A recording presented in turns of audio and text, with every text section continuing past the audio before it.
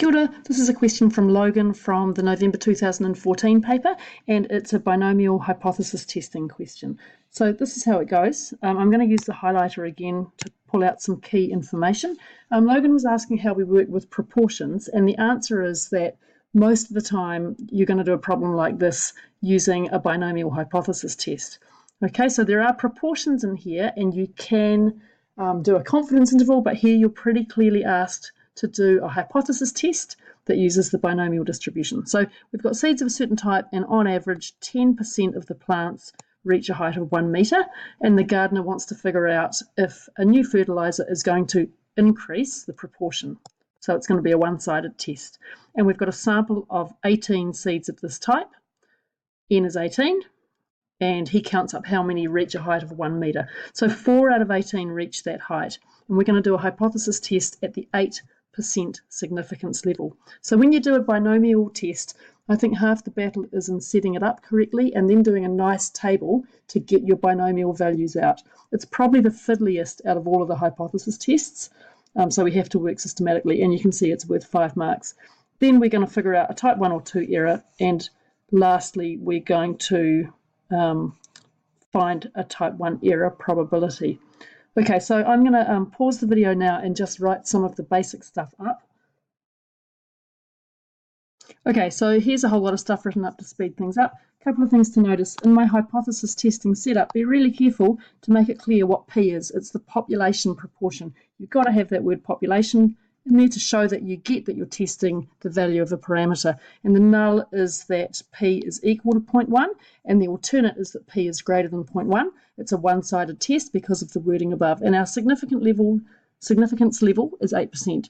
So we need to figure out what is the probability of getting our result for, or something even more favourable to the alternate hypothesis if the null is really true.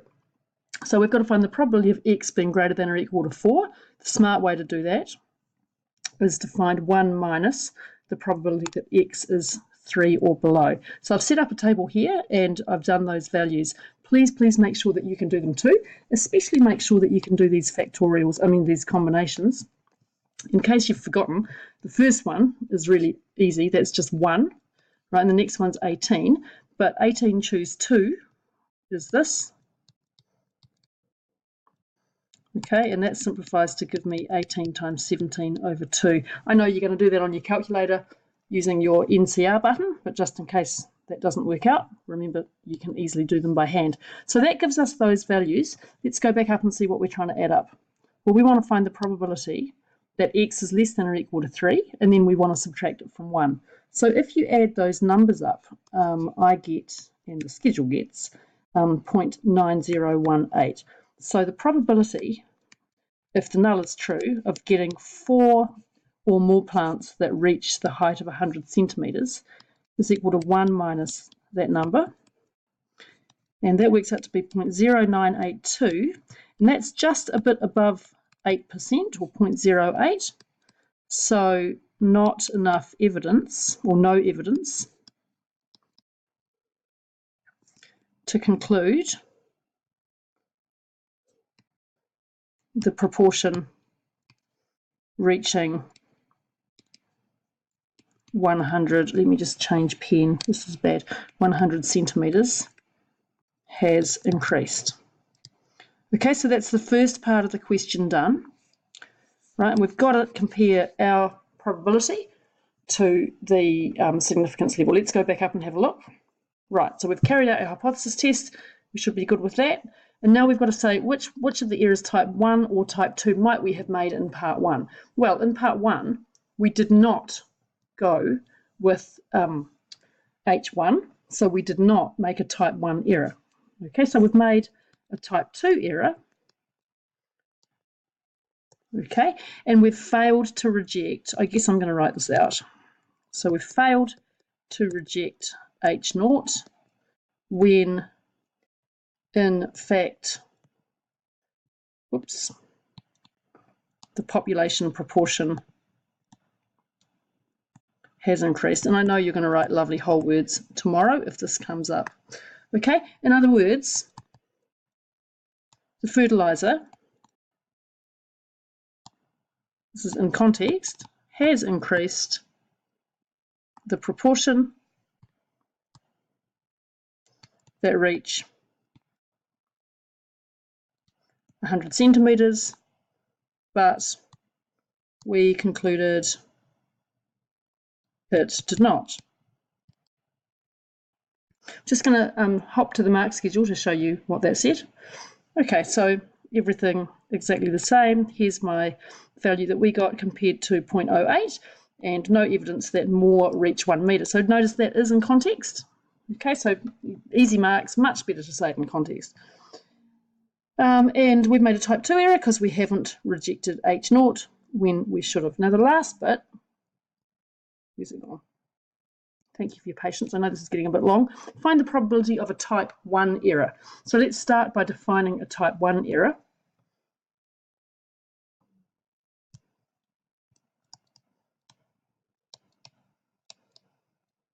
It's the probability that we reject H0. So we go for H1, reject H0 given H0 is true. So we can see in this case that we are going to reject H0. We nearly got there with 4, but we'll reject when x is greater than or equal to 5. Okay, so we want to find out what's the probability of getting into that rejection region when p is equal to 0.1, when the null is true. So that's 1 minus the probability of x less than or equal to 4. So if we go back up to our table, that works out to be the probability of x up to 3 plus 1 extra probability, which is the probability that x is 4. So chucking that back onto my table up here, let's see if I didn't leave any room, right? So maybe a good idea to leave a line. But what we end up getting is 1 minus, when I did it before I got this for the total, 0.9718.